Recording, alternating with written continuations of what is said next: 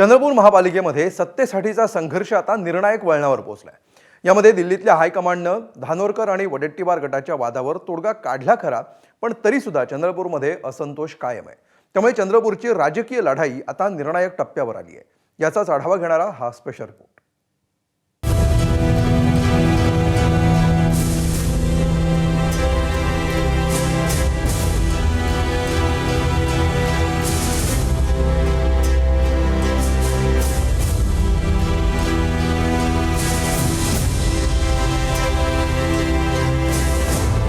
चंद्रपूर महापालिकेत विधानसभा स्टाईल सत्ता संघर्ष बघायला मिळतोय। वडेट्टीवार धानोरकर वादानं काँग्रेस अडचणीत आली आहे। चंद्रपूर महापालिकेतला गेले अनेक दिवस सुरू असलेला काँग्रेसमधला अंतर्गत संघर्ष थेट दिल्लीपर्यंत पोहोचला।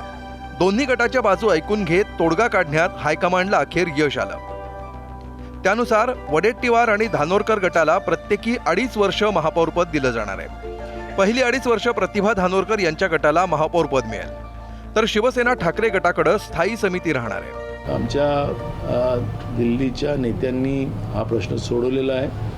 महापौर काँग्रेसचाच होईल, त्यामुळे आता याच्यावरची काही चर्चा करावं असं मला वाटत नाही। दरम्यान दिल्लीतील या तोडग्यानंतर वडेट्टीवार गटानं संध्याकाळपर्यंत पक्षाकडून अधिक स्पष्टता अपेक्षित असल्याचे संकेत दिले। पण आता गटबाजीचं सावट दूर झाल्यामुळे काँग्रेसच महापौर पदावर दावा करेल असं ठासून सांगितलंय। जे पहिल्यातील वादळ आहे त्यामुळे हा कुठलाही वाद नाही आणि उद्या आमचा महापौर पदासाठी काँग्रेसचा आम्ही अर्ज भरू आणि चंद्रपूरला काँग्रेसचाच महापौर झालेला आपल्याला दिसेल। या सगळ्या राजकीय रणधुमाळीत खासदार प्रतिभा धानोरकरांचं भावनिक व्हॉट्सअप स्टेटसही चर्चेत आलंय। दिवंगत पती बाळू धानोरकर यांचा फोटो ठेवत मिस यू बॉस असं म्हणत त्यांनी अप्रत्यक्षपणे राजकीय संघर्षाला भावनिक कड दिली। हे स्टेटस वडेट्टीवार गटासाठी नवं राजकीय चॅलेंज मानलं जात आहे। तर दुसरीकडे काँग्रेसची निवडणूक पूर्व आघाडी असलेल्या जनविकास सेनेनं इशारा दिलाय। जर काँग्रेस नेत्यामधील गडबाजी हेवेदावे याच्यामुळे जर भाजपचा महापौर जर चंद्रपूर महानगरपालिकेवर लादला जात असेल तर जनता माफ करणार नाही, जनता खपवून घेणार नाही, आम्ही सुद्धा काँग्रेसला माफ करणार नाही। अशा परिस्थितीमध्ये स्वच्छ व पारदर्शक कारभारासाठी जरी आज आम्ही काँग्रेससोबत असलो तरी भविष्यात जर अशी वेळ आली, काँग्रेसच्या चुकीमुळे जर भाजपचा महापौर लादला गेला तर आम्हाला वेगळी भूमिका घ्यावी लागेल। त्या क्षणी आमची आघाडी तुटली असं काँग्रेसनं समजावं। एकीकडे काँग्रेसनं सत्तेचं गणित मांडलं असलं तरी भाजपनं मात्र अजून आशा सोडलेली नाहीये।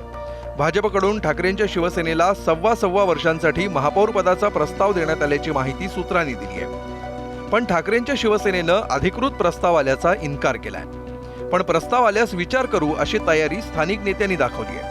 स्थानिक नेत्यांचा हा खटाटोप उद्धव ठाकरेंना मात्र मान्य नसल्याचं सांगण्यात येत आहे। उद्धव ठाकरे यांनी कोणत्याही परिस्थितीत भाजपसोबत न जाण्यावर ठाम असल्याचा दावा संजय राऊतांनी केलाय। माननीय शिवसेना पक्षप्रमुख उद्धव ठाकरे यांनी चंद्रपूर संदर्भातली जो निर्णय घेतला आहे तो असा आहे, कोणत्याही परिस्थितीमध्ये आम्ही भारतीय जनता पक्षाबरोबर जाणार नाही।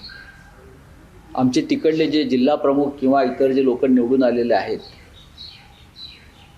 त्यांना या स्पष्ट सूचना आहेत की आपल्याला एकतर विरोधी पक्षात बसू, विरोधी पक्ष नेता म्हणून काम करू, नाहीतर जी काही चर्चा करायची आहे ती काँग्रेस पक्षाबरोबर करा, पण भारतीय जनता पक्षाबरोबर जाण्यासंदर्भातले कोणतेही संकेत शिवसेना पक्षप्रमुख उद्धव ठाकरे यांनी दिलेले नाही। काँग्रेसच्या सुनील केदारांनी दिल्लीत शिवसेना ठाकरे गटाचे खासदार अरविंद सावंतांची भेट घेतली।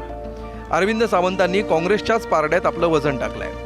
शिवसेना महाविकास आघाडी म्हणून अनेक ठिकाणी शिवसेना, काँग्रेस, शरद पवार साहेबांची राष्ट्रवादी आम्ही एकत्र लढलेलो आहोत आणि त्यामुळे ती आहेच। तुमचे 8 नगरसेवक आहेत, तिथं तुमचा पाठिंबा हा काँग्रेसलाच असेल का? 100% असं का? तुमच्याकडनं महापौर पदाची ही मागणी केली जाते अशी माहिती काँग्रेस। तुम्ही काही सांगाल, आमच्याकडे पक्षाचे प्रमुख ठरवतात, त्यामुळे दोन्ही पक्षाच्या प्रमुखांनी ठरवलेले आहे। परभणी आणि चंद्रपूर एका ठिकाणी काँग्रेस सभा असेल, एका ठिकाणी शिवसेना।